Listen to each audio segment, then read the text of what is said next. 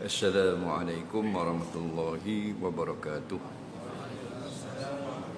Bismillahirrahmanirrahim. Alhamdulillahi rabbil alamin. Wassalatu wassalamu ala asyrafil anbiya wal mursalin.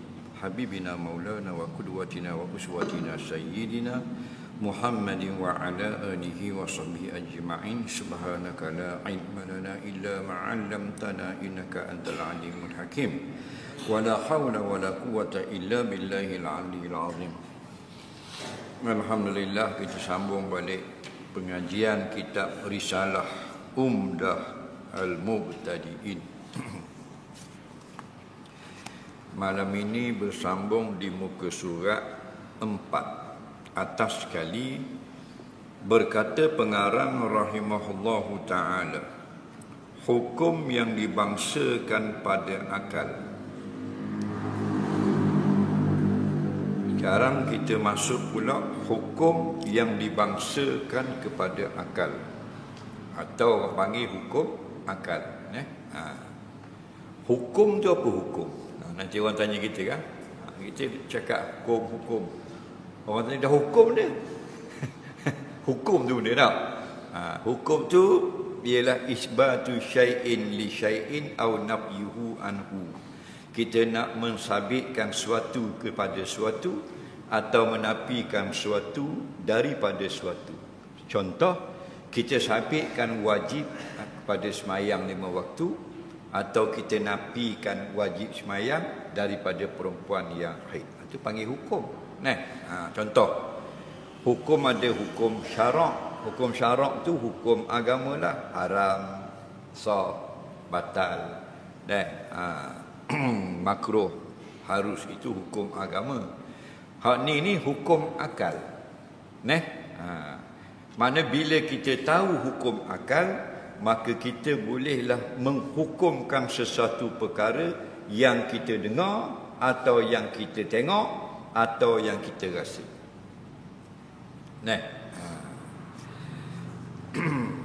Jadi hukum yang dibangsakan. Bangsa tu apa pula? Bangsa Melayu kan? Ni ayat lama lah. Nisbah. Yang dibangsakan arti mana hukum yang digunakan dalam masalah mengisbatkan sesuatu yang berkait dengan akal. Itu maknanya. Jadi hukum yang dibangsakan kepada akal. Akal tu benda pula. Akal ini ialah fikiran manusia yang sempurna. Sebab tu orang gila dipanggil tidak berakal. Bukan tak ada otak, tidak berakal. Mana kereta mampu tak ada minyak, bukan tak ada enjin, tak ada minyak. Takkan tak ada hidup enjin ada. Orang gila ada otak, fungsi tak? Situ je tidak berfungsi. Jadi akal yang berfungsi dipanggil akil, orang yang berakal. Setiap orang yang berakal mesti tahu hukum akal. Kalau tidak tahu apa makna hukum akal, tidak betul otak dia. Kerana akal dia tak molek. Sebab tu dia kata man la ya'lamu hukmal akli la akhla lahu. Barang siapa tidak tahu hukum akal, orang itu tidak ada akal. Dalam malam ni kita start jadi orang berakal. Mungkin sebelum ni kita tak tahu. Kemarin kita tak tahu ni. Mana kemarin kita tidak berakal. Pasal kita tak boleh nak hukum. Contoh orang kata kita lebih tua daripada mak kita. Akal bila dengar, apa hukum dia? Mesti atau tidak? Kita lebih tua dari mak kita. Maka bila kita dengar orang cakap macam tu, anak lebih tua dari mak, akal akan menghukumkan sesuatu. Apa hukumnya? Kita akan buat satu keputusan. Sama ada keputusan itu hanya dalam fikiran kita, atau kita cakap, atau kita tulis dalam Facebook. Tapi ada satu keputusan. Apa? Mustahil. Faham lagi? Mustahil itu keputusan akal yang waras, bila mendengar orang tu bercakap anak lebih tua dari mak. Faham? Akal mesti kena hukum. Apa hukum dia? Mustahil. Mustahil tu hukum akal. Kita nak belajar mana ni? Faham lagi? Faham tak? Nampak bengong. Bingung habis muka dia. Mudah-mudah sangat. Okey? Tiga saja hukum akal. Yang payah hukum syarak tu. Dengan halal, dengan haram, dengan makruh, dengan makruh tanzih, makruh tahrim, pening kepala nak mengaji tak? Hukum akal mudah sangat. Baik. Kita masuk tengok benda dia kata. Ketahui olehmu. Makna hendaklah kamu kena tahu. Dak tahu, dak boleh. Dah nak tahu nak buat guna. Tunggu atas katil rumah, berunjuk atas gerai rumah, tunggu ulama mari syarah rumah pun. Dak nampak? Alaikum bi majalisil ilmi. Pergilah duduk di majlis ilmu dah dapat tahu dah. Hai talib. Hai. Orang Melayu ni kalau dia lembut dia kata hai. Dia baca baris atas. Kalau dia baca baris bawah keras. Hey, dia gitu. Nampak? Sama saja. Ya. Kalau hai maknanya lembut, orang yang dia sayang. Kalau orang kerahkan, budak-budak duk main ngecung depan orang sayang, nampak tegung-tegang. Dia dak hai salah. Hey. Main dia gini. Tu hey. Jadi nak baca kena tengok baris tu. Bukan hey. Hai.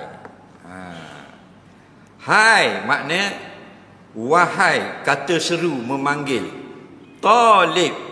Talib dia pula. Talib dia cikgu. Penuntut. Nampak? Cikgu orang lama ni. Tahun 90-an ngaji dah. Nampak sampai ke ni apa? 30 tahun tu. Tengok contoh orang ngaji tu. Mari nadah kita 30 tahun lepas. Nak sampai tua dah. Aku macam tula. Nampak? Daripada muda. Cikgu. Mari ngaji. Tak ada rugi apa, tak ada kena tiket, tak kena bayar sekepeng pun. Betul tak? Mari tak mari sudah. Sampai masa Tok Guru bahan tanah mati habis. Gitu lah. Gitu tak? Belajar. Tak ada rugi apa. Talib mana orang yang menuntut. Menuntut benda. Kita menuntut dua. Yang pertama, kita tuntut, kita cari, kita nak ilmu agama. Yang kedua, dengan ada ilmu agama, kita nak dapat keredaan Allah dengan melakukan perkara yang betul di atas muka bumi. Sebab kalau kita tidak belajar, biasanya kita buat jadi tidak betul. Sebab tu kalau hai talib, wahai orang yang menuntut atau wahai orang yang mencari, cari apa? Cari ilmu agama. Yang kedua nak cari molek akhirat. Nampak? Sebab apa? Sebab pada sahabat Nabi semayang dah. Nabi kata tak betul. Kena semayang semula. Ada sahabat Nabi ambil wuduk.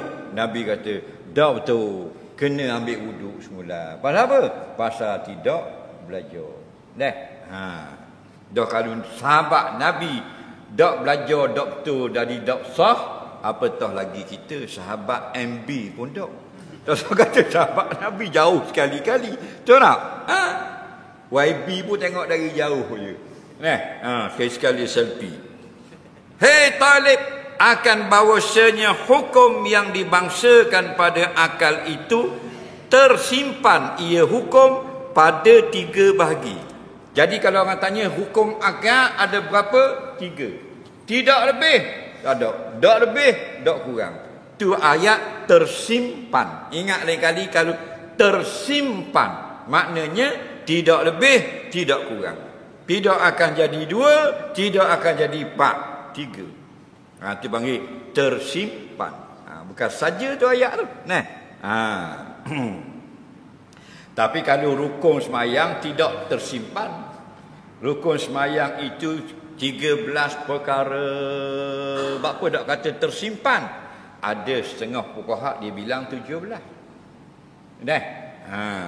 Tapi kalau hukum akal tersimpan atas 3 saja, makna tidak akan 2, tidak akan 4. Mesti 3. Mugi duana pun daripada planet mana pun sampai ke bumi, lipat balik 7 lapis langit, 3 saja hukum akal.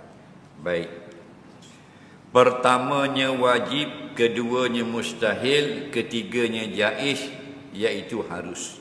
Maka makna wajib itu barang yang tiada terupa, tergambar pada akal akan tiadanya barang. Dan makna mustahil itu barang yang tiada terupa, tiada tergambar pada akal akan adanya barang itu. Dan makna jaiz itu barang yang sah pada akal akan adanya barang dan tiadanya. Faham tak? Itu hukum akal. Dah, ada berapa faham ni? Batu kita jelas, lepas ni faham. Okey? Gaya-gaya dah. Nah. Maka dia kata hukum akal itu ada 3, wajib, mustahil, harus. Atau panggil jaiz pun boleh, jawaz pun boleh. Nampak? Nak panggil wajib pun boleh, wujub pun boleh. Tak ada masalah. Nak faham saja.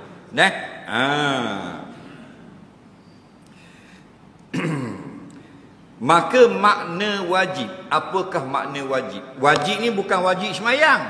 Itu wajib syarak. Itu hukum syarak. Okey, khabar dah. Tu kita mengaji bab semayang, bab fiqh, bab zakat, bab haji, bab semelih. Itu hukum syarak. Wajib, haram, makruh, sunat, harus. Itu hukum syarak, hukum agama tu. Okey, ni bukan ni kita nak belajar tauhid, nak belajar akidah. Bila nak belajar akidah tauhid, bab-bab ni i'tiqad, ialah wajib tu wajib akal. Bukan wajib syarak. Wajib syarak maknanya wajib semayang zuhur, kalau tak semayang berdosa. Tu wajib syarak, kan? Wajib hukum akal ialah tengok. Maka makna wajib itu barang yang tiada terupa pada akal akan tiada barang. Okey. Apa makna wajib? Perkara yang tidak tergambar pada fikiran manusia, benda itu tidak ada. Makna mesti ada. Faham tak lagi? Mesti ada. Ringkas. Apa makna wajib? Benda yang tidak terupa pada akal tidak ada. Contoh, Allah itu ada. Bila kata Allah itu ada, wajib ke mustahil? Wajib. Kenapa? Apa makna wajib? Akal sekali-kali tidak menerima bahawa alam ini tidak ada pencipta. Mesti ada Tuhan yang mencipta. Faham lagi? Itu panggil wajib. Tuhan itu ada, wajib. Tuhan itu hidup, wajib. Tuhan itu berkuasa, wajib. Nampak? Hukum akal. Dah bukan hal Tuhan saja, makhluk itu juga. Faham? Mak melahirkan anak, bukan anak melahirkan mak, wajib. Anak melahirkan mak, mustahil. Itu hukum akal.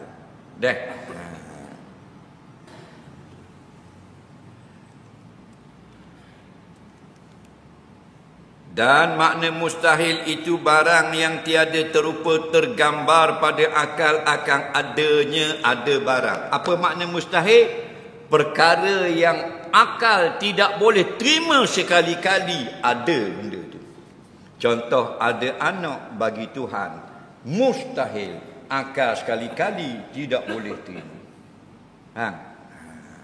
Allah itu lemah, mustahil. Akal sekali-kali tak boleh terima yang Allah itu lemah. Kalau Allah lemah, bagaimana nak cipta langit dan bumi? Dalam Quran Allah cabar kita buat lalat. Bukan buat matahari, lalat. Faham tak lagi? Lalat seka dengan ada ayah, dengan ada anak, dengan ada cucu, dengan ada birah. Seka lalat. Ada tutu, ada janda. Faham tak lagi? Seka lalat. Tak boleh nak buat. Tak usah nak buat gajah, tak usah nak buat rimau. Jadi fahamlah tu mustahil. Maknanya 10 lebih 1 lebih banyak daripada 2. Tu mustahil lah. Dua lebih banyak daripada 1 wajib. Faham lagi? Nampak tak boleh beza tak? Kalau kita pergi patah, kita tengok air, kadang-kadang berombak, kadang-kadang tenang, wajib. Lepas tu kata aku pergi patah ni, dah patut guna air laut, tenang pun tak, berombak pun tak, mustahil. Faham tak? Boleh beza lagi? Tak boleh nak terima kepala otak kita macam mana laut, tenang pun tidak, bergerak pun tidak. Mesti salah satu. Kalau tidak berombak, airnya tenang. Kalau tidak tenang, berombak. Allah tidak mampu memberi rezeki kepada anak-anak kita. Mustahil. Kerana apa? Selama ni siapa yang beri rezeki? Bukan kita beri rezeki. Kalau kita beri rezeki, semua kita beli makanan, masuk dalam mulut anak kita. Banyak mana kita beli tak masuk. Habis gitu, basi gitu. Betul tak? Mak tengah sakit ni, anak balik belaka. Buat dengan bubur lambuk, buat apa, suap dalam mulut mak. Allah tak benar masuk sutir pun, tubik balik. Bukan kita beri. Kalau Allah beri, nampak? Habis 2 buku cik Api. Faham lagi? Doktor kata, wah, hairan.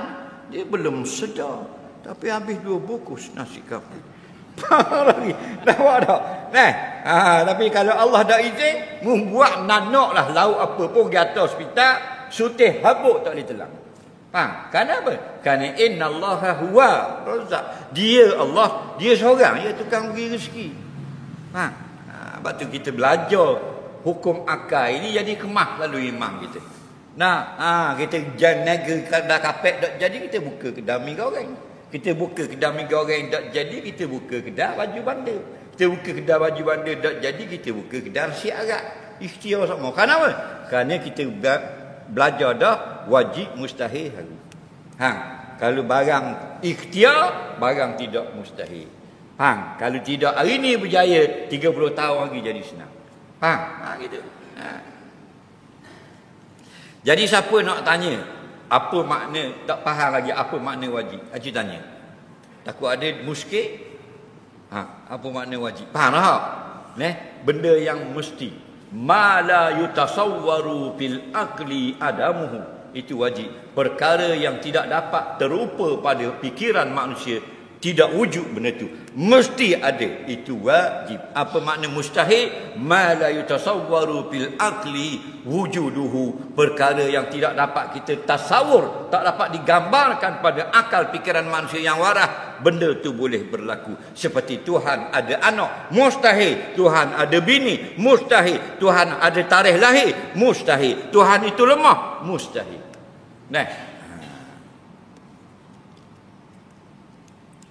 Dan makna jaiz atau harus itu barang yang sah pada akal akan adanya barang dan tiadanya. Harus guna pula. Mamak nikah dah 8 tahun dah. Faham? Dah tu anak dia orang. Tak boleh anak lagi, harus. Bukannya wajib, bukan mustahil. Mak boleh anak dah. Laki puang, harus. Bukan wajib boleh anak, bukan wajib puan. Harus. Kayak gigi kita balik. Pas mayang kat gigi balik. Motosikal kau tu naik kereta. Ada kenderaan lah, tak faham lagi. Faham tak? Tu dia panggil ikhtiar. Ikhtiar mana? Balik rumah tak? Wajib tak siapa? Wajib siapa ke harus siapa? Tu contoh harus. Faham lagi? Tak wajib siapa? Bukan bila naik kenderaan mesti siapa. Ramai mana orang balik tak apa. Betul tak? Dah ni siapa dah ni? Harus kau. Faham lagi? Masa mana? Masa tolak daripada rumah tadi, bukan wajib siapa. Betul tak? Siapa? Biiznillah, dengan izin Allah, sesuai dengan takluk qada dan qadar azali lagi. Pernah tak kita nak pergi kuliah tapi tak pergi? Sampai masa batal. Pernah? Tu. Jadi hari banyak Allah tunjuk pada kita pengalaman-pengalaman hidup. Rupanya semua bergantung dengan izin Allah. Banyak dah aku nak buat benda yang betul, yang molek, tapi tak boleh buat kerana Allah tidak izin. Faham? Waktu orang beriman dah dia mengaji akidah dia berniaga laku pun dapat syurga, tak laku pun dapat syurga. Kerana balik pada Allah belaka. Nampak? Allah beri senang, alhamdulillah. Allah beri hilang musuh syirka, innalillah. Dua-dua syurga. Orang kafir, dia pujilah Tuhan dia. Kalau dia nak nikah 2 hari, langgar di kereta api, mati bini. Jadi maki pula Tuhan dia. Faham lagi? Kerana tak ni lah. Konsep ketuhanan dia tu salah.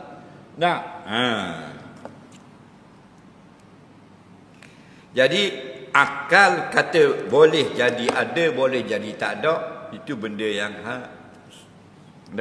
Jadi kalau kita makan nasi sepinggang, wajib tak kenyang ke harus?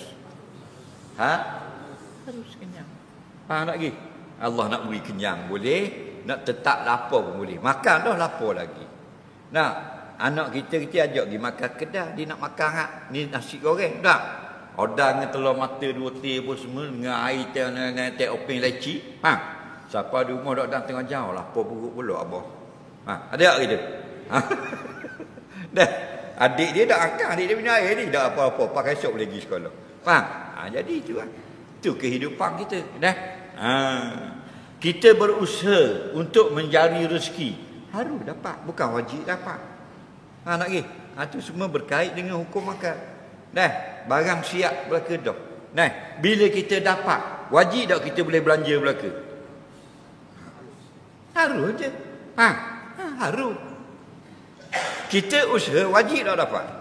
Tak wajib. Bila dapat, wajib tak boleh belanja? Tak wajib. Faham tak? Tanya mana kita boleh tak boleh belanja? Hak tak boleh. Hak tak boleh belanja tak? Boleh. Tak boleh fikir tapi boleh belanja. Ada orang boleh fikir.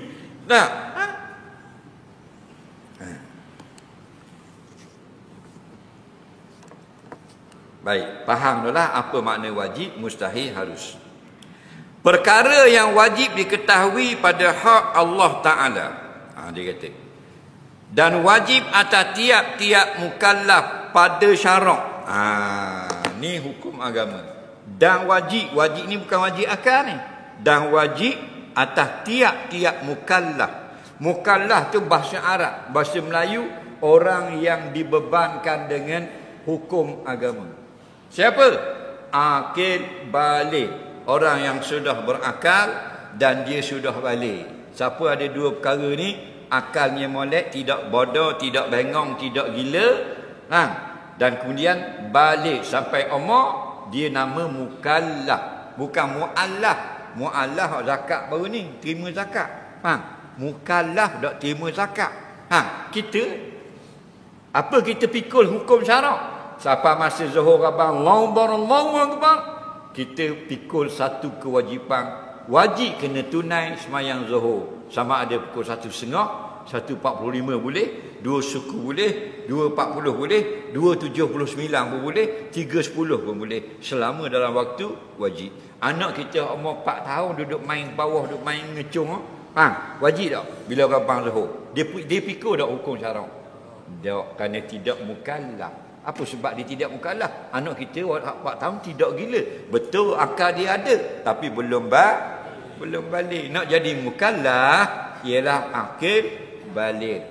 Bukan saja wajib solat, wajib tutup aurat, wajib semayang, wajib zakat, wajib puasa. Datanglah tu lagi haram. Haram buka aurat. Haram tinggal solat. Anak kita tak haram. Kita hanya wajib ajar je.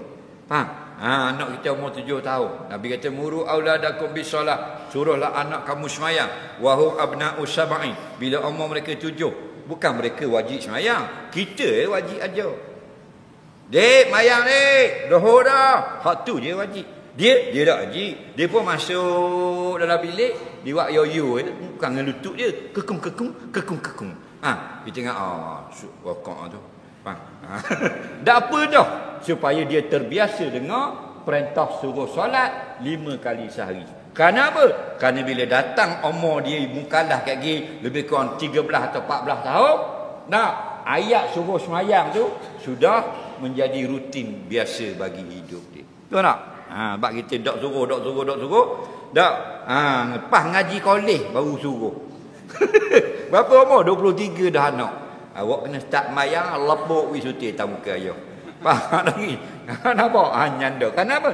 Kerana tidak dibiasakan suruh. Betul tak? Baik.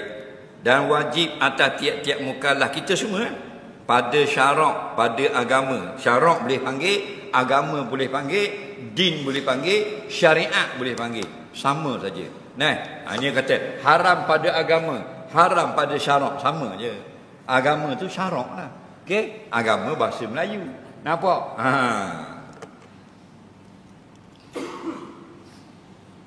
Oleh bahawa mengenal ia mukallaf akan barang yang wajib pada hak Tuhan kita Jalla wa Azza. Jalla makna yang maha besar, Azza yang maha gagah, dan barang yang mustahil atasnya Allah, dan barang yang jaiz padanya pada Allah. Maksudnya di sini bila kita sudah akil balik, wajib kenal Allah.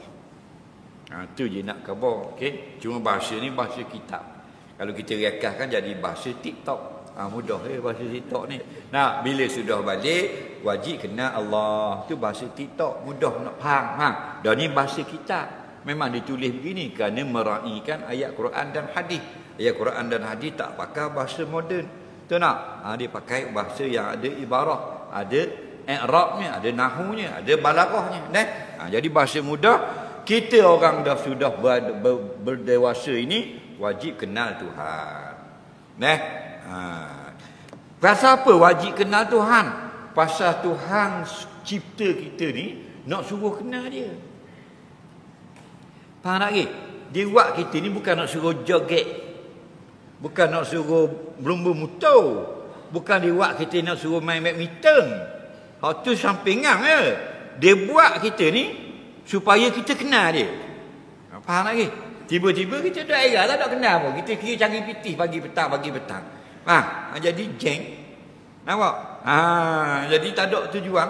Jadi lara saja hidup. Baik jadi buruk. Boleh kau naiknya. Maknanya apa cara nak kenal Allah? Al-Quran dan hadis. Hak tu yang mudah menjadi syariat terakhir. Kalau Nabi Ibrahim itu dia tengok matahari, dia tengok bulan, dia tengok langit, dia tengok bintang. Nak kenalnya Tuhan pencipta. Kita mudah turun ayat Quran, datang hadis Nabi. Ulama cuma tolong kupas, ambil jadi rekah, buah dalam kitab akidah suku mengaji. Kasarnya kita zaman sahabat tak ada kitab-kitab gini. Kena cari dalam ayat Quran. Kita nak cari ayat Quran warna, kita dah erti. Tahu tak? Maka ulama tu ambil ayat-ayat berkenaan dengan sifat Tuhan, bubuh dalam kitab akidah, belajar je. Betul tak? Senang saja. Tak bawa kitab pun mudah faham. Kenapa? Kerana agama ni mudah. Faham? Mudah sangat. Jadi apa yang kita wajib belajar? Apa benda yang wajib bagi Allah pada akal, apa benda yang mustahil, apa benda yang harus. Itu saja. Sangat-sangat mudah. Demikian lagi wajib atasnya mukallaf kita semua ni, oleh bahawa mengetahui ia mukallaf akan seumpama demikian itu, yakni yang wajib mustahil haru pada hak sekalian pesuruh alaihi wassalatu wassalam tentang rasul-rasul yang diutuskan oleh Allah. Wajib juga kita kena belajar biar kita tahu sedikit sebanyak. Jangan hidup ni tak tahu kehala. Kalau tahu banyak kita jadi orang alim. Kalau kita tahu sedikit menjadilah orang yang lepas fardu ain. Sudah memadai. Jangan jadi tak tahu kehala. Tak tahu benda. Kita kalau tahu banyak jadi alim. Betul tak? Kita tak wajib jadi ulama. Dalam 30,000 orang, seorang ada ulama, cukup dah. 1,000 orang, seorang ada guru Quran, cukup dah. Bukan 1,000 orang duduklah kampung wajib pandai Quran belaka. Tiba-tiba ngajar pun tak mari. Orang tubuh dalam TikTok tu, hukum-hukum agama, oh dia masuk. Oh semua haram, semua tak boleh. Nampak tak? Nampak tak? Ha? Apa benda gitu? Kalau jadi babi pun laku 40 riyal sekilo. Faham? Ni jadi orang nak jual tak boleh, nak apa? Nak? Ha? Apa benda manusia gitu?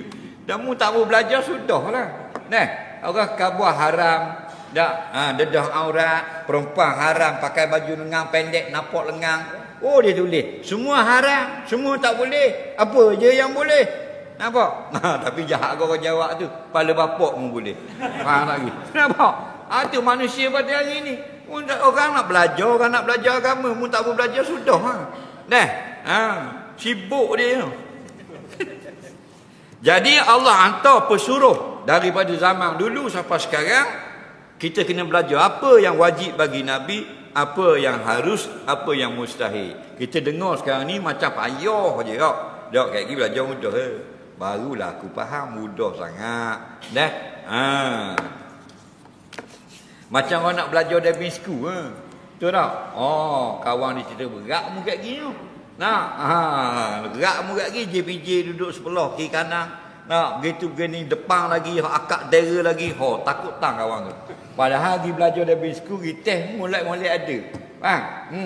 JPJ tak tengok pun mu bawa. Dia duduk main datang TikTok dia. Murah. Mu tu bawa. Balik naik lulus. Mudah sangat. Gitulah kita dengar mustahil, wajib mustahil harus macam gepayah. Ni mudah sangat. Maka setengah daripada barang yang wajib bagi Tuhan kita Jalla wa Azza itu 20 sifat, dan iaitu wujud, artinya ada, lawangnya ada, tiada. Mustahil tiada, iaitu tiada Tuhan. Wajib adanya, ada Tuhan. Bermula dalil adanya Tuhan itu baharu alam ini, kerana jikalau tiada Tuhan kita, maka tiadalah suatu daripada alam ini. Kerana tiada tasawur, tiada boleh kita gambarkan pada akal akan wujudnya alam ini, dengan tiada yang menjadikan dia alam, yakni adalah Allah selama-lamanya. Tak berapa nak faham, kita ulah kekal je. Maka setengah daripada barang yang wajib bagi Tuhan Al-Jalla wa Azza itu 20 sifat. Baik, ni duk balas sifat 20 ni. Kerja nak balas semua. Tak? Zaman Nabi tu ada, Nabi kata wajib belajar sifat 20, tak ada. Tak ada. Okey? Ada tak Nabi kata hendaklah kamu belajar nahwu? Ada? Tak ada, tapi orang belajar kok nahwu. Ada tak Nabi kata hendaklah kamu belajar ilmu balaghah? Tak ada. Hendaklah kamu hadir di kelas-kelas tajwid Quran. Nabi tak kata lagu tu. Faham? Jadi semua tu kemudian untuk apa? Untuk mudah kita saja. Okey? Sifat-sifat Allah bukan 20. Kalau orang tanya sifat Allah dia berapa, jangan jawab 20. 20 ni ialah yang wajib kita belajar je. Dah berapa dak belajar semua sifat-sifat yang lain? 20 pun mudah mari. Mu nak belajar ribu-ribu lagi. Dah cukup dengan 20, sudah memadai. Kita belajar sudah memadai. Macam kita nak kenal sebuah rumah, kita mari daripada Terengganu, nak kenal rumah tu di Pahang, ada 5 atau 6 alamat. Atau 3-4 alamat, sudah memadai. Nombor 1, nama tuang dia. Nombor 2, nombor rumah. Nombor 3, nama lorong. Nombor 4, nama kampung. Nombor 5, poskod. Nombor 6, daerah atau bandar. Ada 7 perkara situ, sudah cukup untuk kita sampai dak gi dah rumah orang di Pahang lagi. Betul tak? Maka dengan 20 sifat ini sudah memadai kita kenal Allah. Yang menjadikan kita cinta kepada Allah, menjadikan kita takut kepada Allah, menjadikan kita bersungguh-sungguh untuk berbuat amal kepada Allah. Sudah memadai. Itu je.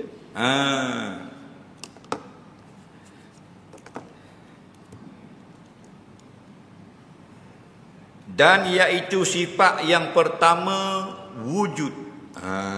Waktu orang kata sifat 20 wujud, kidam, baqa. Kalau belajar tulis 20 sifat ni, dia panggil tauhid khalaq. Ingat tauhid ada dua cara. Satu tauhid salah, satu tauhid khalaq. Tak usah balah. Dua-dua betul. Dua-dua ni ahli sunnah wal jamaah. Okey? Dah cara belajar je lain, maksud sama. Okey? Sama macam kita belajar Quran. Saya dari dulu zaman 80-an belajar Quran, dipanggil sistem muqaddam. 80-an muqaddam dipanggil. Okey, tak ada Iqra. Tu jadi tu. Muqaddam. Daripada tahun 70-an sampai 80-an, muqaddam dipanggil. Masuk tahun 90, datang satu sistem baru. Namanya Al-Baghdadi. Ingat tak? Baghdadi. Masuk tahun 97-98, Iqra yang kita pakai sampai sekarang. Faham? Sudah ada 3 cara. Muqaddam, Baghdadi, Iqra. Lain-lain. Buku lain-lain. Nampak? Tapi maksud sama tak? Tujuan sama, supaya kita mudah belajar Quran, dapat membaca dengan betul. Tauhid salah pun sama, tauhid khalaq pun sama. Cara kupasan saja berlainan. Tujuan dua-dua supaya kita mentauhidkan Allah. Faham lagi? Sebab tu kita buka kitab-kitab besar, imam-imam akidah ahli sunnah yang dibangsakan pada salaf, seperti Imam Ahmad bin Hanbal, Imam Abu Ja'far At-Tahawi. Faham lagi? Mereka kupas tidak sifat 20. Faham? Tapi sebut juga Allah itu ada, Allah itu kekal, Allah tidak mati, Allah yang esa, Allah yang mencipta segala-galanya. Sama saja. Faham? Itu panggil imam akidah yang terkenal, hak besar-besar. Antaranya Imam Ahmad bin Hanbal, Imam Syafi'i, Imam Abu Ja'far At-Tahawi. Faham?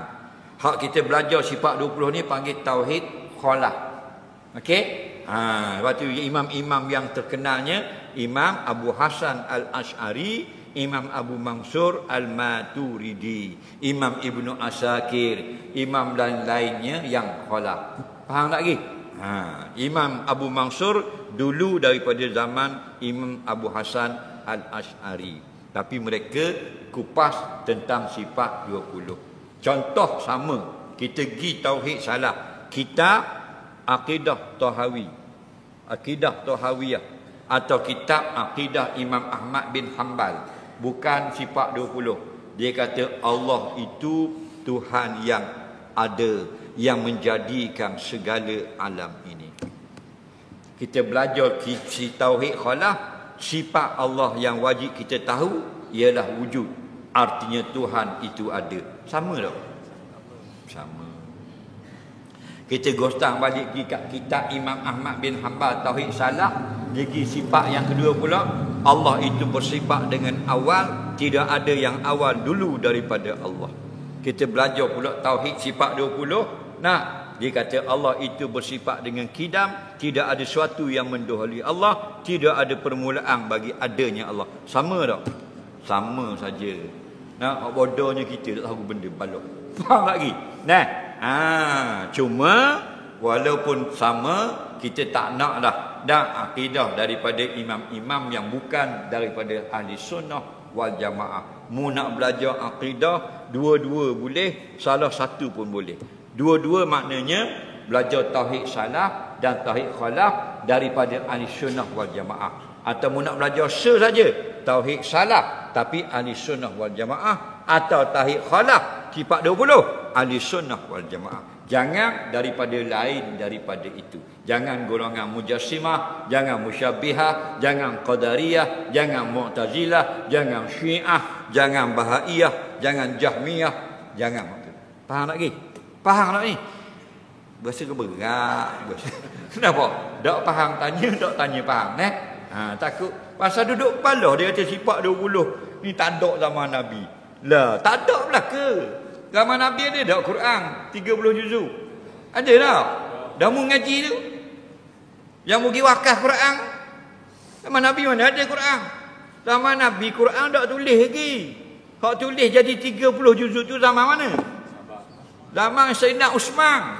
Zaman Nabi sahabat hafal ada apa 30 juzuk, ada sahabat apa surah saja, ada ayat saja pun ada.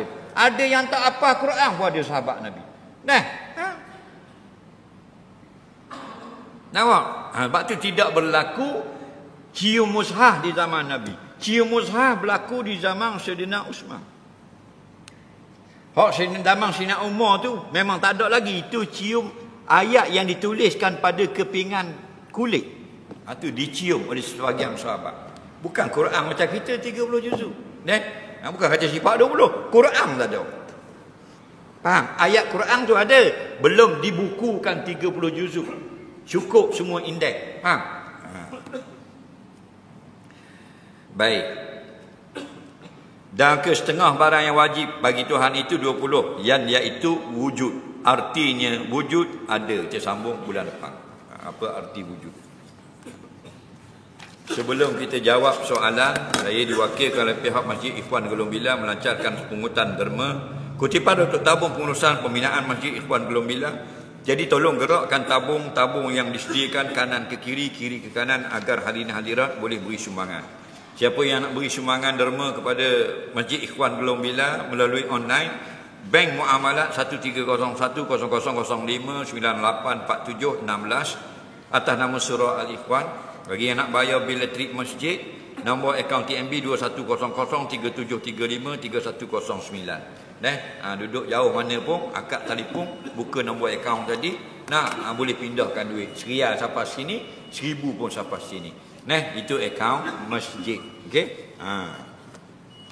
Sambil kita memberi sumbangan derma pada tong-tong yang digerakkan, kita tengok apa benda ni, soalan-soalan yang diajukan.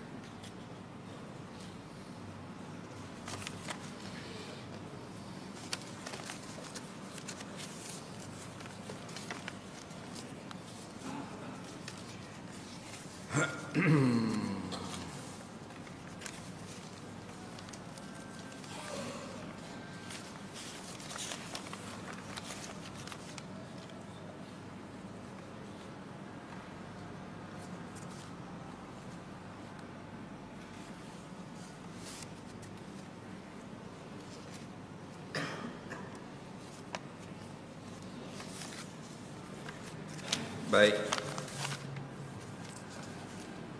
Soalan yang pertama.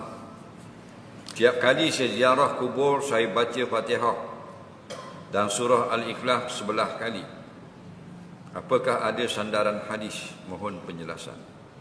Saya selalu puasa sunat Isnin dan Khamis. Kadang-kadang saya lanjutkan terus Isnin, Selasa, Rabu dan Khamis. Bolehkah macam tu? Dan saya niatkan puasa itu untuk arwah ayah saya, iaitu qada. Terima kasih. Baik. Dia puasa Isnin, Khamis. Tapi kadang-kadang dia puasa Isnin, Selasa, Rabu, Khamis. Soalannya boleh ke tak? Okey? Puasa Isnin, Khamis ni sunat ke tak? Sunat tak? Soalan mudah, sunat tak? Kalau kita puasa lain pada Senin dan Khamis, contoh Selasa. Pernah dengar puasa hari Selasa? Tak ada lah. Okey? Tak ada Yang ada sunat puasa hari Isnin dan Khamis. Betul cikgu? Kita pergi puasa hari Selasa. Apa hukum dia? Harus dapat tak pada sunat berpuasa? Barulah kita faham. Yang sebenarnya hari-hari pun kita sunat puasa. Faham? Okey? Melainkan hari yang dilarang puasa. Ulang balik, pakai sampai kiamat. Setiap hari kita disunatkan berpuasa kecuali 5 hari dalam setahun. Faham? Iaitu hari raya puasa, hari raya haji, 3 hari sembelih kurban. 11, 12, 13. 5 hari ini diharamkan kita puasa.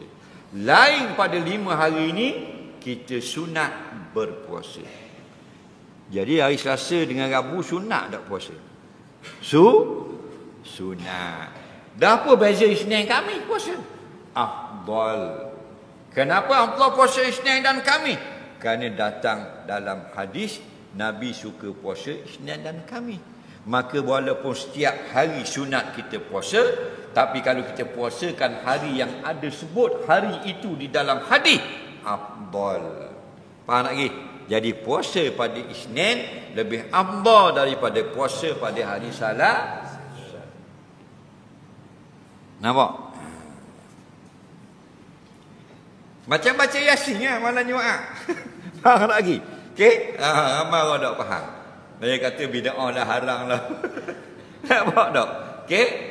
Yasin ni ayat Quran tak? Ayat Quran. Kalau kita baca ayat Quran, Yasin ni boleh pahala tak? Boleh tak pahala? Kalau kita baca siang, tak baca malam Yasin, baca siang, boleh tak pahala? Kalau kita baca malam, boleh tak? Betul tu. Malam dia tak boleh pahala baca Yasin. Boleh belaka. Kita baca Yasin malam tai pusang, boleh pahala? Jawab, kalau tidak bodoh, boleh tak pahala? Boleh. Faham lagi? Cuma kena ingat, kalau ada hadis menyebut bacalah pada sekian-sekian waktu, kita ikut hadis yang berkenaan, afdal. Kan? Sebab tu Nabi kata, man qara'a suratul kahfi fi yaumil jumaah. Barang siapa baca Yasin pada malam Jumaat, kaza wa kaza, pahalanya begini. Faham? Okey, dengar tu Nabi kata barang siapa baca Yasin malam Jumaat dapat kelebihan begini. Okey, soalan ni, kita baca malam Sabtu, boleh pahala? Boleh pahala. Mana banyak dengan malam Jumaat? Malam Jumaat. Dalil Nabi sebut. Faham lagi? Sebab tu bila ada datang dalam hadis, afdal kita ikut. Yang tak datang dalam hadis, harus. Faham lagi? Jadi balik kita pada puasa, dia kadang-kadang dia puasa Isnin dan Khamis, kadang-kadang dia sambung Rabu juga, Selasa, Rabu, Khamis. Hukumnya boleh. Dan hari Selasa, Rabu itu dikira puasa sunat biasa saja, tidak menyamai kelebihan Isnin dan Khamis. Tidak menyamai hari Arafah dan seumpamanya. Kan? Kerana hari puasa Arafah, puasa Isnin Khamis, ada datang dalam hadis tentang kelebihannya. Okey? Jadi semua hari adalah sunat dan boleh kita niat qada puasa orang yang telah mati. Siapa kata boleh? Nabi. Nabi kata mana? Man mata fa'alaihi syiyam soma anhu waliyuhu. Siapa meninggal dunia ada berhutang puasa, boleh tolong puasa oleh anak beranak dia. Nabi ada kata tak hari apa-apa? Tak ada. Hari Selasa boleh, Rabu boleh, hari Christmas boleh. Faham lagi? Itu mudahnya agama Islam. Kita je menyempit-nyempitkan. Soalan seterusnya, tiap hari dia ziarah kubur, dia baca Fatihah sekali, Al-Ikhlas 11 kali. Ada riwayat tak? Insya-Allah ada riwayat. Rawahu Ahmad fil Musnad. Imam Ahmad bin Hanbal meriwayatkan dalam kitab Musnad Ahmad Hanbal. Boleh cek balik lagi. Musnad Ahmad Hanbal ada lebih kurang 27,000 hadis di dalamnya.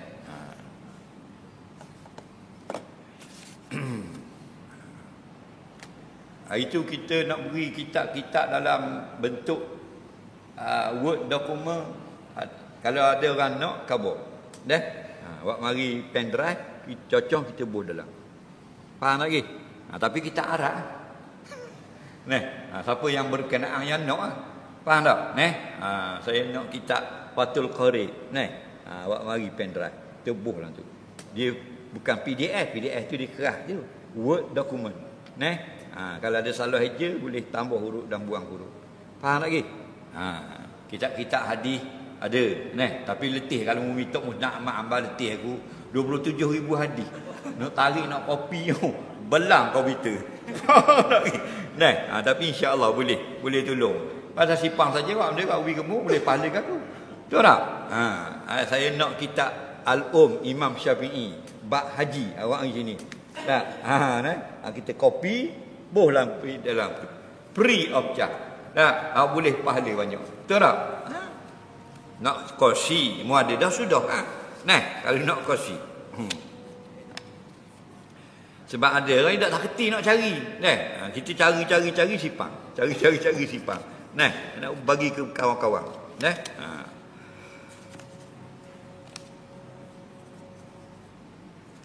Imam Hambali diceritakan dalam kitab Mughni Ibnu Qudamah dalam bab janazah. Dia seorang laki-laki yang buta matanya. Dia baca Quran. Nampak tak? Kepada dikubur. Jadi datang Imam Hambali dilarang waktu mak. Tak pergi ngaji Quran. Kemudian ada seorang lelaki daripada kalangan tabi'i menceritakan kepada dia bahawasanya sahabat pernah membaca di atas kubur. Lalu Imam Hambali menarik balik fatwa dia, melarang baca Quran di kubur. Wajib tak kita pergi di kubur baca Quran? Tak wajib. Ziarah kubur tak wajib. Ziarah tu sunat. Faham lagi? Jadi siapa yang ziarah saja tak baca Quran pun tak ada masalah apa-apa. Cuma sunat kata ulama, kita sampai di kubur, kita beri salam. Kemudian kita berdoa. Itu adalah ijma' ulama. Sebelum kita berdoa, lebih elok kalau kita membaca beberapa ayat daripada Quran. Kerana membaca Al-Quran, kemudian baru berdoa, lebih kepada mustajabkan doa. Faham lagi? Tidak ada sebarang ulama yang menetapkan wajib kena baca ayat tertentu kalau ziarah. Tapi ikra'u ma tayassara minhu, bacalah apa yang mudah bagi kamu. Mu nak balik derah raya tak boleh lama, balik motor tua, kubur ayah duduk belakang, pergi sekejap, boleh baca 5 minit, sudah memadai. Faham? Hari kita duduk lama, boleh baca banyak. Hari kita sibuk, beri salam saja sudah memadai. Faham? Lebih baik daripada tak mari langsung kubur. Soalan seterusnya. Ketika khatib menyampaikan khutbah raya, dekat dilarang juga bercakap-cakap sebenarnya berkhutbah jemaat. Baik. Masa khutbah raya, adakah juga kita dilarang bercakap? Sama saja. Sama saja. Yang bezanya ada khilaf pada masalah bercakap ketika khutbah jemaat. Pendapat yang ramai makruh bercakap. Pendapat yang kedua haram bercakap. Adapun ketika khutbah raya, pendapat yang ramai ialah tidak haram bercakap. Larangan itu larangan makruh sahaja. Faham lagi? Kerana apa? Kerana sembahyang Jumaat itu wajib dan sembahyang raya itu sunat. Okey?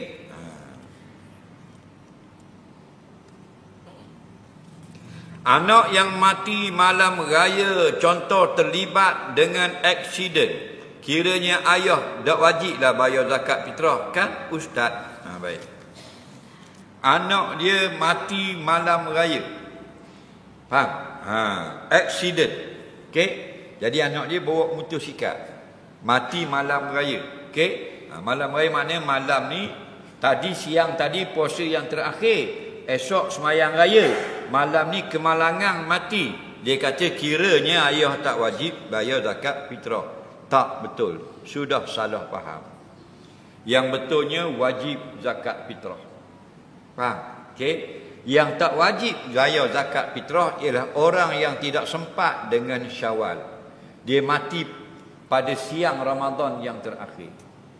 Faham? Dia aksiden pukul 6.30 petang 30 Ramadan. Belum lagi maghrib Syawal. Faham? Jadi dia tak dapat bulan Syawal. Faham? Dia sudah tidak ada, tidak hidup, tidak wajib zakat fitrah, sunat saja bayar. Faham? Tapi kalau mati pada malam raya bermakna dia hidup dah pada Ramadan, dah sempat hidup sekejap. Contoh mati malam raya pukul 8, maghrib 7.30. Jadi setengah jam dah dia duduk dalam Syawal, wajib zakat fitrah. Faham lagi? Kalau dia masih kecil, wajib itu harta ayah dia. Kalau dia orang dewasa yang tanggung diri sendiri, ambil duit harta peninggalan dia. Okey?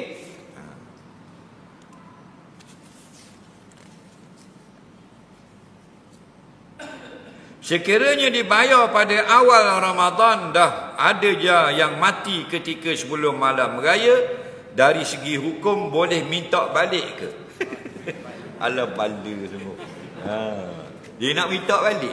Nampak tak? Allah beri dia kaya daripada muda pakusar tu. Kira sungguh. Zakat fitrah ni bukan 30,000. Puluh riyal ya. Puluh riyal je. Nah, puluh riyal ni dah so kata nak beli kereta. Nah, ngecur ayam je. Tahu ngecur gasing habis puluh riyal. Nah, okey. Bilakah waktu sah beri zakat fitrah? Masuk 1 Ramadan. Okey. Yang pandangan jumhur fuqaha mazhab Syafi'i, maghrib pada pada awal Ramadan. Tadi siang Syakban. Nampak? Syakban 30 Syakban. Lepas tu bila garis Ramadan, sah dah bayar zakat fitrah. Nampak? Pendapat yang kedua, subuh esok 1 Ramadan. Pendapat yang lebih kuat, maghrib 1 Ramadan. Okey? Jadi itu waktu yang harus bayar zakat fitrah, bukan wajib lagi. Masuk 1 Ramadan bayar dah, harus.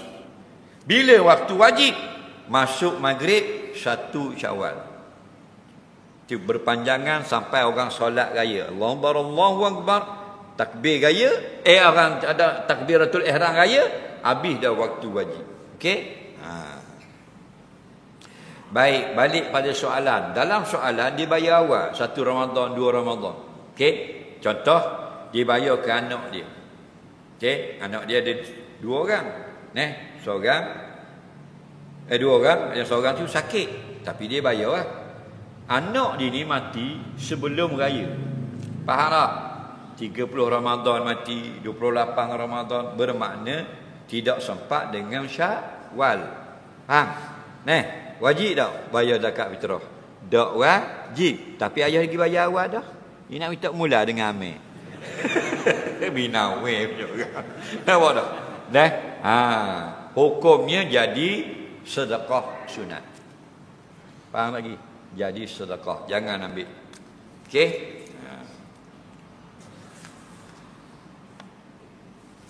Soalan seterusnya, apabila mati seorang anak Adam, roh kembali kepada wajibal wujud dan jasad kembali kepada tanah. Soalannya, siapa akan jawab soalan munkar nakir? Siapa akan diseksa di alam barzakh? Baik. Dia kata bila mati anak Adam. Anak Adam ni asalnya Habil dan Qabil, bukan kita. Kita bukan anak Nabi Adam. Kita anak cucu. Jadi dia hazah cucu tu, jadi anak Adam saja. Hukumnya harus dihazah. Okey? Asalnya Banun Adam. Banun makna anak cucu atau keturunan. Adapun anak Adam itu Ibnu Adam. Tak apalah, faham dah maksudnya manusia. Sebab tu Nabi kata iza mata Ibnu Adam, bila telah meninggal anak cucu Adam. Kita lah kalau kita mati, in qata'a min amalihi illa salasun, terputuslah amalan melainkan 3 perkara. Selalu kita dengar. Baik, soalan dia kemudian roh itu kembali kepada wajibal wujud, dia kata. Roh balik ke Tuhan. Okey, jasad balik ke kubur. Faham lagi? Yang betulnya bukan roh balik ke Tuhan. Roh itu balik ke dalam pemerintahan Allah di alam barzakh. Kita sekarang dalam merintah Allah di alam syahadah. Okey, start lari semua dalam rentahan Allah. Okey? Cuma bila sudah mati dalam rentahan Allah di alam barzakh, bertukar alam saja. Di mana kita pergi masa roh kita dicabut? Dalam kitab-kitab hadis diserahkan kepada malaikat yang datang daripada langit. Siapa serah? Malakul maut. Hak kita panggil Israel. Dia yang tukang cabut dan beri kepada roh, bukan jasad. Jasad ada atas gerai tu. Roh itu diserah kepada malaikat yang datang daripada langit.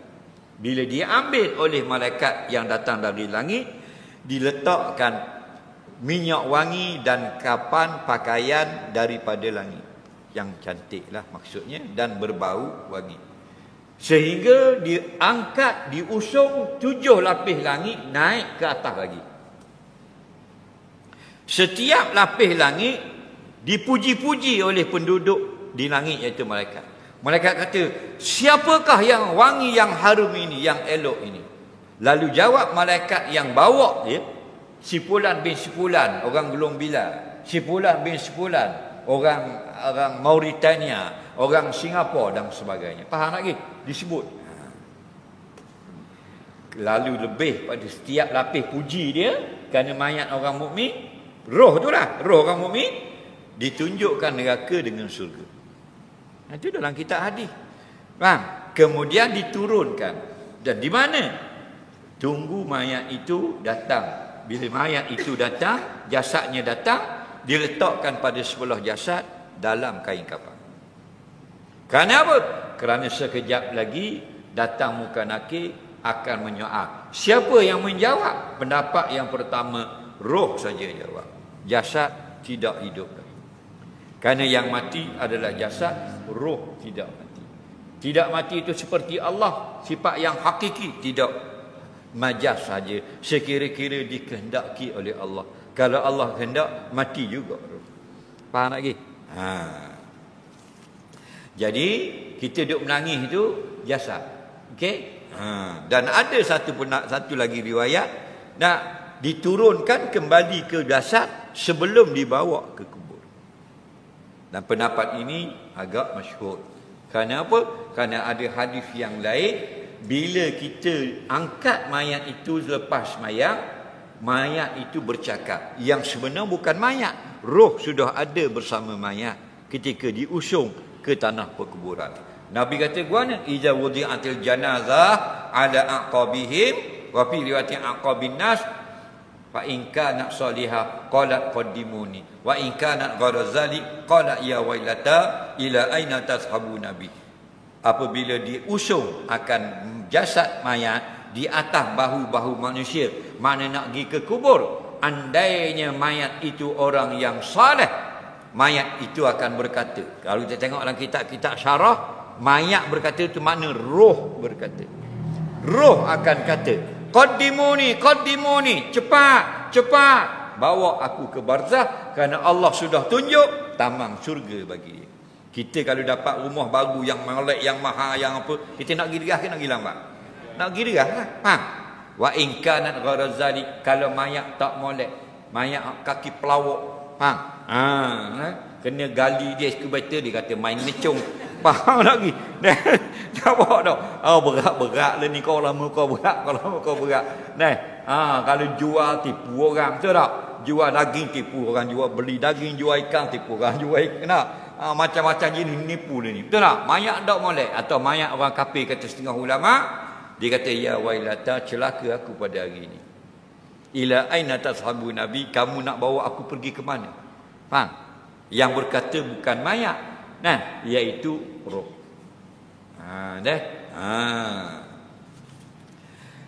Baik, faham sikit-sikit. Soalan seterusnya,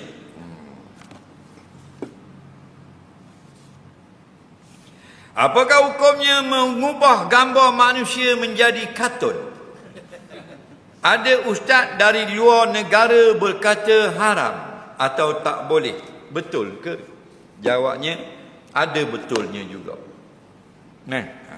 Cuma pandangan saya, andainya benda itu tidak mengurangkan darjah kebesarannya, tidak menjatuhkan maruah orang, bahkan menyukakan manusia kepada akhirat, hukumnya harus. Tapi kalau sampai jadi menghina orang, sampai menurunkan martabat orang yang patut kita muliakan, hukumnya dilarang syarak.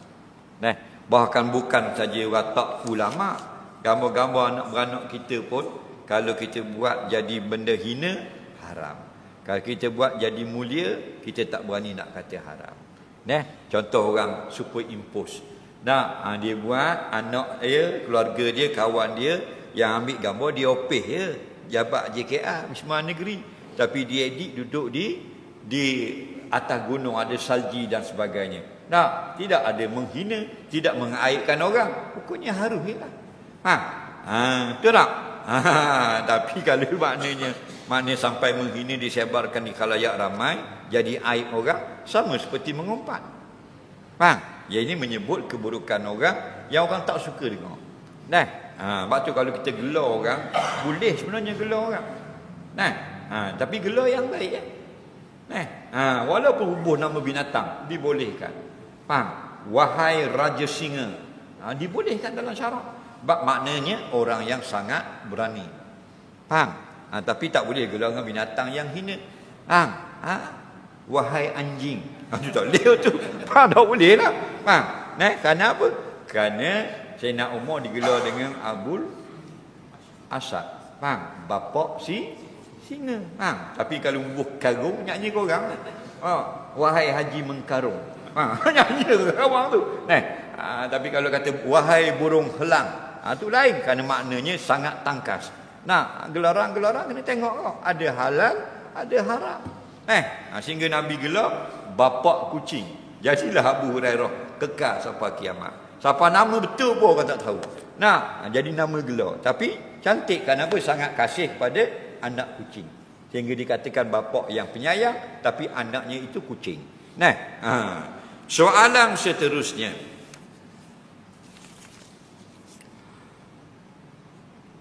Anak ada 9 orang, tapi tanah pusaka bagi 10. Bila ditanya yang satu lagi untuk siapa? Ditanya, dia kata untuk yang telah meninggal dunia, yang telah mati. Boleh ke gitu? Macam mana nak menyelesaikannya? Baik. Anak ada 9 orang, tapi dia bagikan tanah menjadi 10. Faham? Orang tanya dah hak 9 ni, faham dah hak anak. Hak 10 tu siapa? Untuk seorang yang telah mati. Okey, boleh ke tak? Tak boleh jawab. Sebab apa? Sebab tak tahu siapa yang buat. Patut tulis dah siapa yang buat. Ni siapa yang buat? Tanah ada, anak ada 9, dia bagi tanah jadi 10. Siapa yang bagi?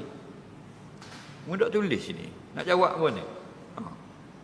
Sebab ada orang bagi boleh, ada orang ni tak boleh. Kita tidak ada hak tentang sesuatu harta. Boleh tak kita akan bagi? Tak boleh. Kalau kita tuan, boleh tak? Boleh. Kita bukan tuan utuh, boleh tak kita jual beli? Tak boleh. Kalau tuan utuh, boleh. Jadi siapa? Nak jawab mana? Baik. Andai kata yang buat ni adalah tuan harta. Contoh, dia ada sebidang tanah yang luas. Tak bagi lagi. Okey? Ada tanah luas. Contoh, ada 5 ekar. Faham lagi contoh? Ada 5 ekar. Anak ada 9. Dia pun bagi 10 keping. Hukumnya harus. Harus. Kerana dia tuang tanah. Faham lagi? Yang tak harusnya bukan dia bagi, dia mati. Bila dia mati, ada orang lain bagi 10. Seorang tu bukan waris. Tanpa ada wasiat, tidak sah. Tapi kalau orang lain dia bagi 10 sebab ada si mati wasiat, satu daripada 10 nanti tanahnya beri kepada kebajikan kubur si fulan. Itu boleh. Faham? Ada beza kat situ. Tapi kalau si mati tak ada wasiat, sebahagian ni ke siapa-siapa, maka bagi ikut faraid. Bukan saja anak 9. Mana mak dia? Mana ayah si mati? Mana isteri si mati? Mana suami si mati? Bukan anak saja dapat. Ingat bila kita mati, 5 orang dapat, iaitu ayah kita, mak kita, bini kita, anak lelaki, anak puang. Kalau bini kita mati, molek dia mati dulu. Kalau bini kita mati, dapat 5 juga, iaitu kita suaminya, mak bini kita, ayah bini kita, anak bini laki-laki bini kita, anak perempuan bini kita. Faham? Amung ni tiba-tiba anak dia 9. Dah bini si mati ada ke tak? Suami si mati ada ke tak? Ayah si mati ada ke tak? Faham lagi? Jadi tak boleh nak jawab. Buat anggaran saja. Dan dia tak sebut bagi ni lepas mati ke, masih hidup ke. Kalau masih hidup, terpulang kepada tuan punya harta. Dia tak murikan anak dia, nak murikan anak orang lain, kuasa dia. Faham? Cuma Nabi larang dah, tak boleh. Anak sendiri tak beri, murikan anak orang. Soalan seterusnya, bila kita basuh muka untuk wuduk, betul ke masa basuh tangan tak boleh tanggal? Takut putus kualat. Kena basuh tu, tak boleh cabut. Kena ramah habis. Tak boleh akak basuh sikit-sikit, tak boleh. Tak betul. Yang betulnya tak ada masalah. Awak nak basuh muka sekali sapu rata satu muka boleh, 8 kali bersapu baru rata pun boleh. Awak nak basuh tangan sekali air dengan sekali lalu sudah kata boleh, nak basuh sikit-sikit pun boleh. Ambil sikit-sikit. Okey? Lepas basuh tangan mesti basuh kepala. Lepas basuh kepala mesti basuh kaki. Itu tertib. Ada pun mualat tidak wajib. Sunat saja mualat. Apa makna mualat? Berturut-turut. Lepas basuh muka terus basuh tangan. Lepas basuh tangan terus sapu kepala. Itu mualat. Mualat tidak wajib dalam berwuduk. Faham tak lagi? Kita boleh buat basuh wuduk 4 anggota, 4 negeri boleh. Kita pergi Patah Batu Buruk, ambil wuduk, basuh muka saja air laut. Balik di rumah di Gelong Bela, basuh tangan pula. Lepas tu kita pun jalan di kereta, basuh sapu kepala dengan telinga di temeluk. Kaki basuh di Putra Haid, pucung. Faham? Tak ada masalah. Hukumnya sah. Faham lagi? Cuma sunat kita berwuduk biar selesai serta merta. Faham? Tidak afdal kalau dipanjang-panjangkan masanya. Tapi hukumnya harus. Faham? Kerana Nabi pernah ambil wuduk di pasar dan belum selesai wuduk, orang kata ada kematian di masjid, lalu Nabi tinggalkan wuduk, Nabi sambung wuduk tadi yang tak habis di masjid sebelum solat jenazah. Faham? Soalan seterusnya, adakah tetap wajib ayah bayar zakat fitrah atas anak yang besar dah tapi malah nak kerja? Contohnya umur 20 tahun lebih dah. Adakah berdosa ayah kalau tak bayar? Dengar baik-baik. Bila kita ada anak, wajib kita bayar zakat fitrah. Bila? Jika kita wajib tanggung makan minum dia. Sampai bila anak kita wajib kita tanggung makan minum pakaian? Anak ada 2. Satu, anak yang berupaya berdikari. Anak yang berupaya berdikari hanyalah wajib kita tanggung makan minum sampai pada umur yang dia boleh bekerja sendiri. Walaupun dia tak bekerja, dia malas, tak wajib dah. Cuma sunat, walaupun dia boleh bekerja, tapi anak kita ni dia malas kerja, sunat kita bayarkan lagi. Faham lagi? Tapi sudah tidak wajib. Contoh bukan wajib umur ni. Contoh pada umur 20 katakan, biasanya orang sudah mampu berdikari. Faham lagi? Boleh kerja sendiri. Maka anak kita dah sampai 20, memang gagah, tubuh badan sihat, cuma malah bekerja, dia boleh kerja sendiri, maka kita sudah tidak wajib beri makan minum. Bila tidak wajib beri makan minum, tidak wajib bayar zakat fitrah. Automatik zakat fitrah mengikut tentang makan minum. Itu anak yang sudah anak yang ini mampu berdikari. Ada satu lagi jenis anak yang tak mampu berdikari walau sudah dewasa. Contoh anak yang kurang upaya, Down syndrome, autism, lembam dan sebagainya lah. Okey, walaupun dia sudah besar, betul tak? Dia tak mampu bekerja sendiri. Maka tetap wajib kita bayar nafkahnya. Bila kita tetap wajib bayar nafkah, walaupun dia sudah umur 50 anak kita, maka wajib bayar fitrah. Okey? Soalan seterusnya.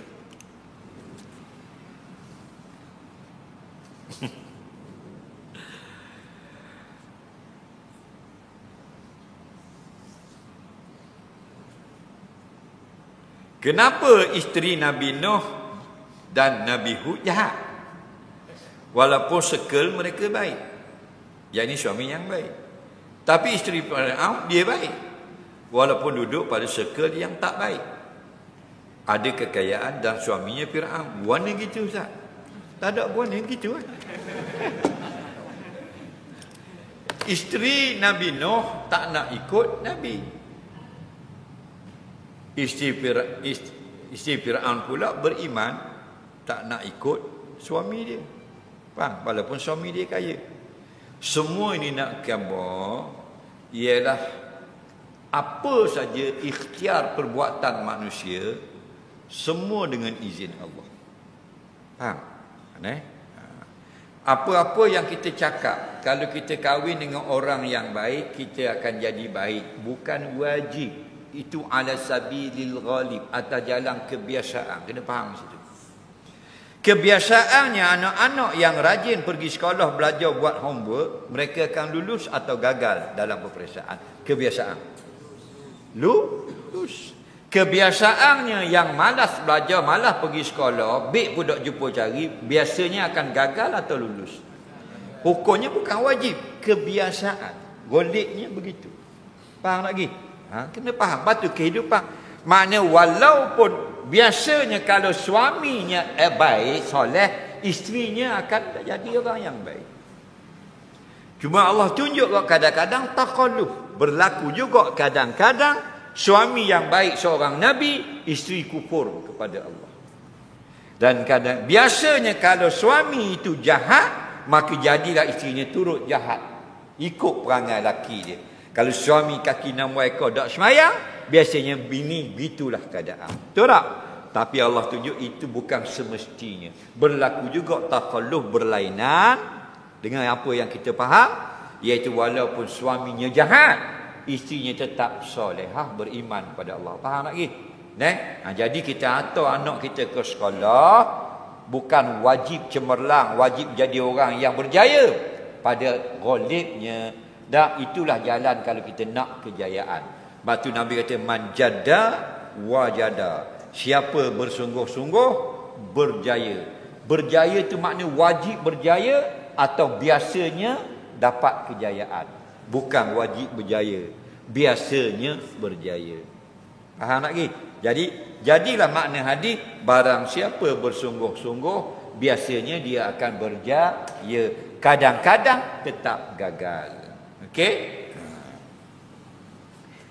Kita turun pagi niaga, nak turun nak buka awal kedai, nak tutup lewat.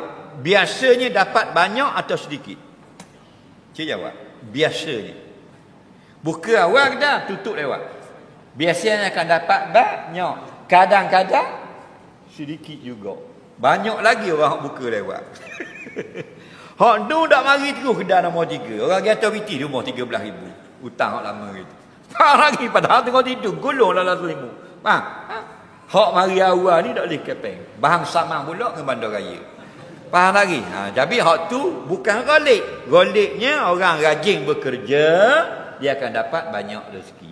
Ghalib.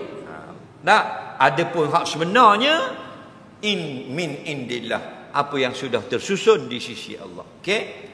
Soalan seterusnya.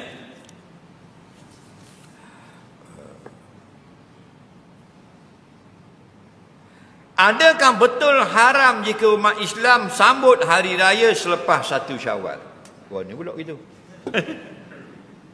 Adakah haram lepas 1 Syawal kita sambut lagi raya? Tak pernah lagi kita dengar haram ni. Bang, dengar baik-baik. Hari raya dalam Islam ada 2 hari. Hari raya maksudnya hari orang bergembira, berhari raya, melakukan solat, ada 2 hari. Satu ialah 1 Syawal, dan yang kedua 10 Zulhijjah. Okey. Kalau 1 Syawal, kita akan dengar orang cakap esok raya ketiga. Hari raya ke berapa nak pergi rumah Cik Mak? Pergi hari raya kedua lah. Faham? Hukumnya harus. Kerana percakapan itu bukan maksud menjadikan hari kedua itu sebagai hari raya.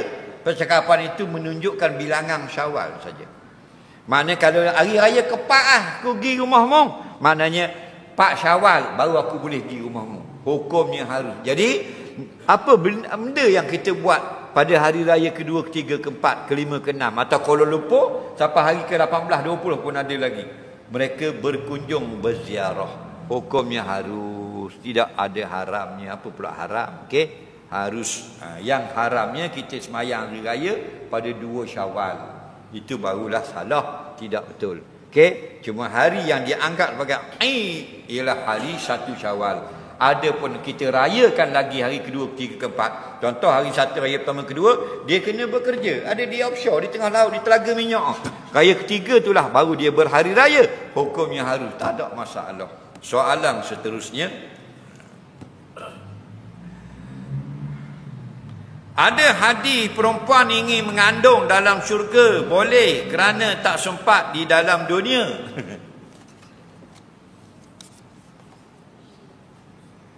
Ada tak orang perempuan dalam syurga dia mengandung dan dia nak anak? Jawabnya ada. Okey, ada.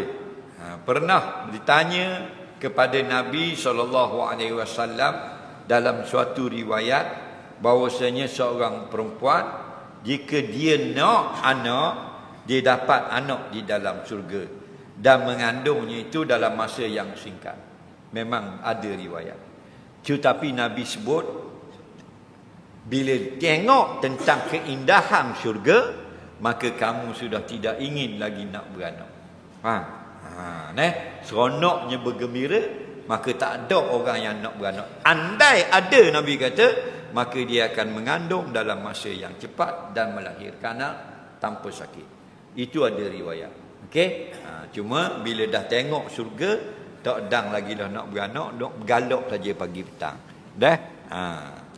Dah anak kita ada ni lah, anak di dalam syurga, cuma umurnya sebaya.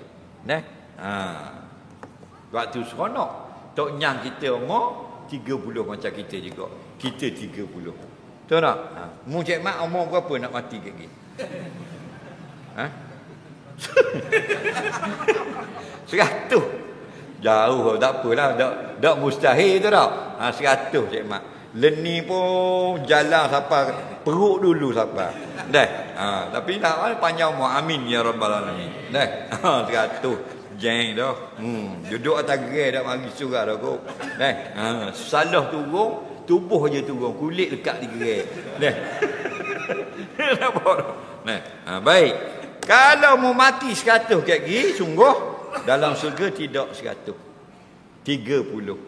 Tok nyuk kita, moyang kita hak umur 130, dalam syurga 30 saja. Anak ada mati kecek demam panas, nak umur 2 hari, dalam syurga pun kata ulama 30 juga. Semua sebaya. Nah, bini kita 30, anak perempuan kita 30, cucu 30, cicit 30, cuik 30. Faham? Semua 30. Ratu cantik mana pun 30. Wa kawaqiba atraba, ahli syurga itu semuanya lawa-lawa dan umurnya sebaya, tidak bertambah.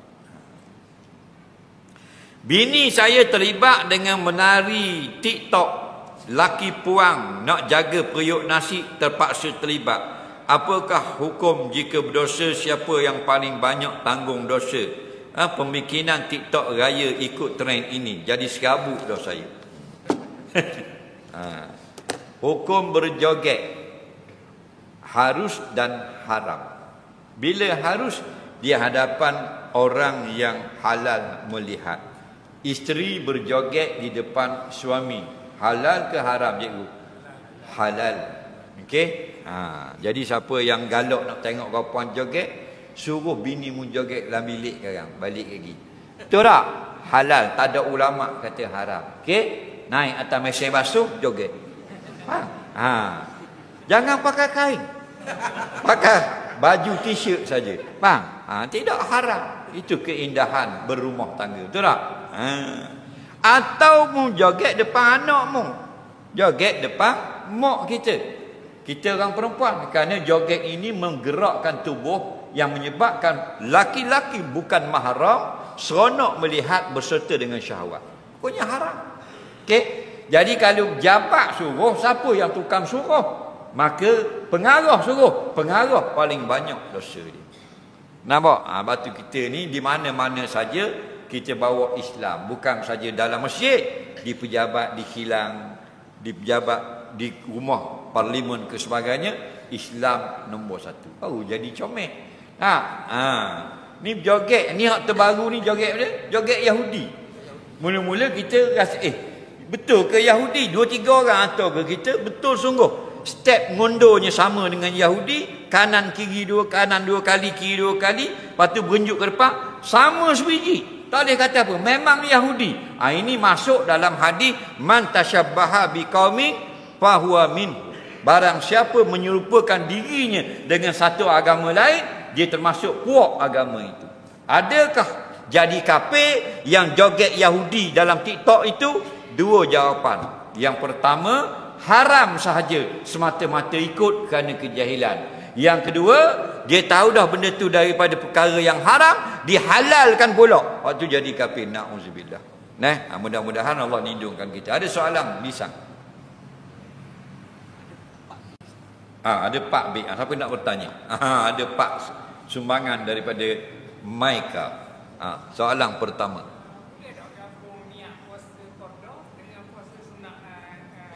Okey, kita nak puasa esok bulan Syawal, puasa Syawal atau puasa sunat. Soalan dia, boleh tak kita niat gabung sekaligus puasa qada esok ni hari Ahad. Isnin, esok hari Isnin. Esok Isnin sehari je, kita nak puasa sehari je, tapi 2 niat. Aku berniat puasa sunat Syawal dan qada Ramadan esok hari. Hukumnya pendapat yang pertama tak boleh, pendapat yang kedua boleh. Jadi ada khilaf. Bila ada perselisihan pandangan, silakan. Tak payah bala. Okey? Beri dia satu hadiah.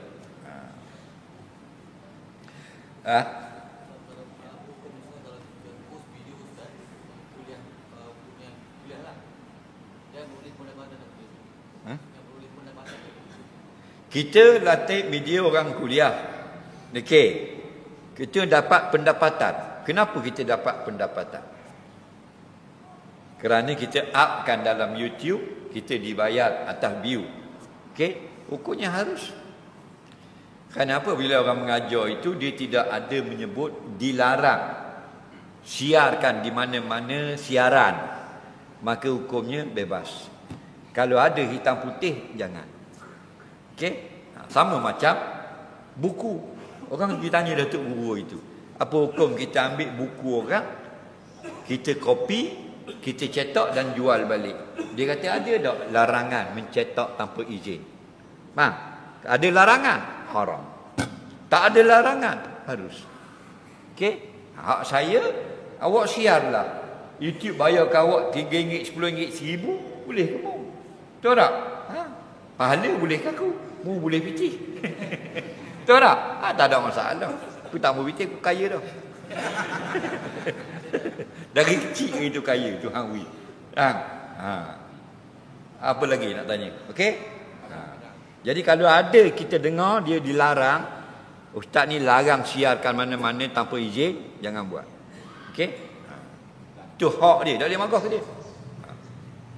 Bagi-bagi. Siapa nak tanya lagi? Adam. Assalamualaikum. Waalaikumsalam. Situasi kalau dalam RNR kita masuk family kita, mana kita ramai geng-geng. Lepas tu tiba-tiba ada 2 jemaah. Mana ada 2 imam. Lepas tu kalau macam kita nak buat kan, adakah mayat sendiri ataupun ikut salah satu ke kan? Kita masuk dalam masjid, ada 2 jemaah. RNR. Ada 2 jemaah, hukumnya harus ikut mana-mana satu. Faham? Tapi kalau kita masuk pada masjid yang jami' atau masjid rawatib, macam masjid yang bukan RNR, maksudnya masjid yang sudah disediakan imam dan bilal. Faham? maka kita kena ikut yang di hadapan. Yang di belakang itu kadang-kadang orang musafir. Okey, dia nak cepat, dia nak sembahyang qasar, kita sembahyang macam biasa, dia buat suku di luar sana, hukumnya kalau kita ikut dia jadi masalah. Dia sembahyang 2 rakaat saja. Nah, kurang fadilat kita. Jadi kita ikut di hadapan. Kalau kita tanya, kita faham pula di masjid ni ada perkelahian, ada perbalahan, maka kita ikut yang paling hadapan supaya mengelakkan pintu fitnah. Okey? Lagi soalan.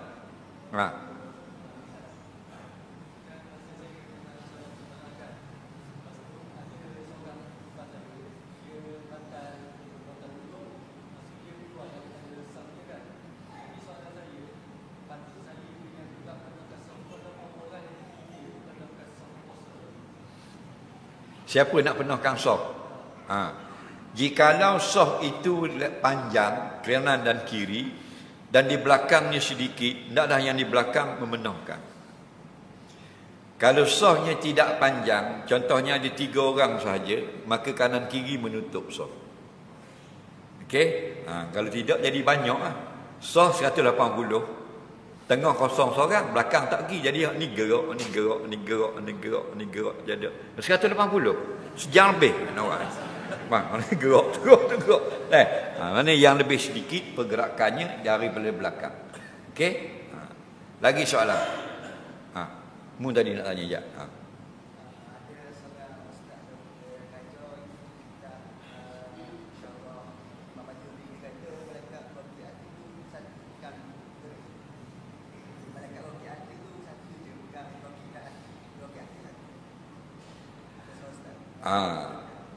Sebahagian mufassirin memaksudkan raqib dan atid itu ialah satu saja, maksudnya ialah satu pihak. Malaikat itu 2, tapi duduk pada sebelah kanan belaka. Bukan satu malaikat. Kalau satu saja malaikat jadi 9. Nampak? Pandangan yang kuat 10 malaikat, tapi tidak duduk pada sebelah kiri. Walaupun yang catatkan kebaikan sebelah kanan raqib, dan atid yang mencatatkan kejahatan juga duduk sebelah kanan, sehingga kita Nabi larang berludah sebelah kanan. Okey, kerana ada malaikat. Jadi ada orang persoal, dah belah kiri ada malaikat atid, atid tidak di sebelah kiri, tetap di sebelah kanan. Faham lagi? Itu sih. Lagi soalan. Mu.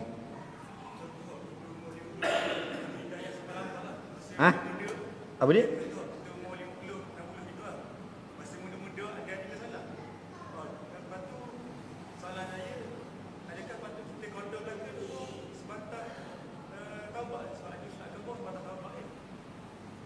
Okey.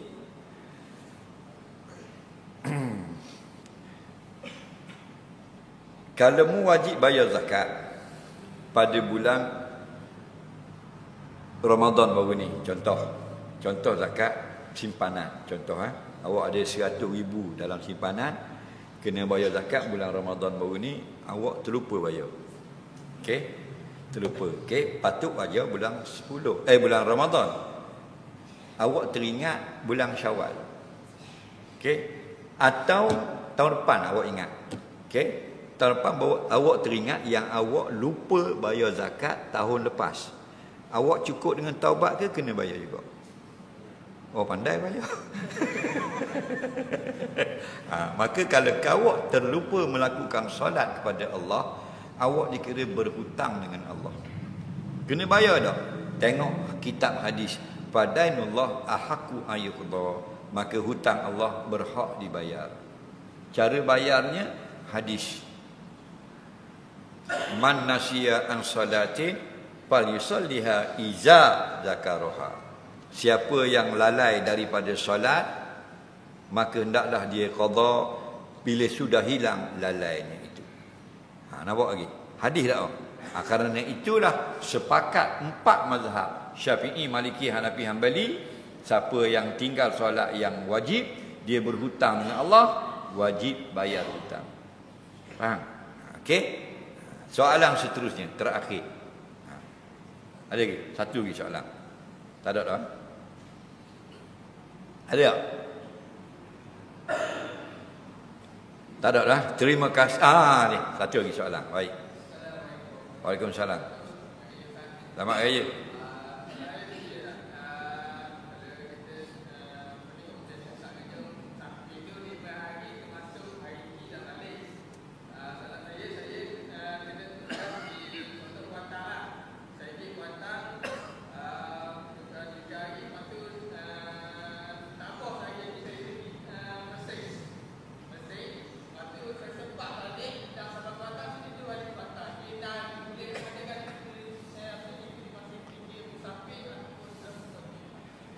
Tiga hari pergi di Kuantan dari Terengganu, lepas tu hari keempat pergi ke Mersing, hari kelima balik semula ke Kuantan, hari keenam balik Terengganu. Gitu. Semua boleh jamak qasar. Kerana Kuantan Mersing tu jauh sangat. Bukan Kuantan Pematang Badak. Okey, Kuantan Mersing tu sudah musafir yang baru. Nah, jauh tu, kalau pekan tu dekat, tak sampai 85 kilo. Itu baru tak boleh. Okey, tapi kalau awak keluar di Kuantan sampai ke Mersing, Mersing tu tak ada habis Jamal Luang, Johor baru dah. Sudah 200 kilo situ. Faham? Awak sudah jadi orang yang musafir lagi. Maka awak keluar pula daripada Mersing, musafir lagi, masuk Kuantan, musafir yang baru. Tak campur dah baru ni 3 hari. Musafir yang baru pula di Kuantan 1 hari. Jadi gi boleh, balik boleh, di Kuantan boleh jamak qasar, di Mersing pun boleh jamak qasar. Wallahu a'lam. Terima kasih kepada semua yang bertanya. Allah manfa'na bima 'allamtana, 'allimna bima yanfa'una. Rabbana zidna 'ilma, Rabbana atina fid dunya hasanah fil akhirati hasanah wa qina azabannar. Wa sallallahu sayyidina Muhammadin wa ala alihi wa sahbihi wasallam. Walhamdulillahi rabbil alamin. Assalamualaikum warahmatullahi wabarakatuh.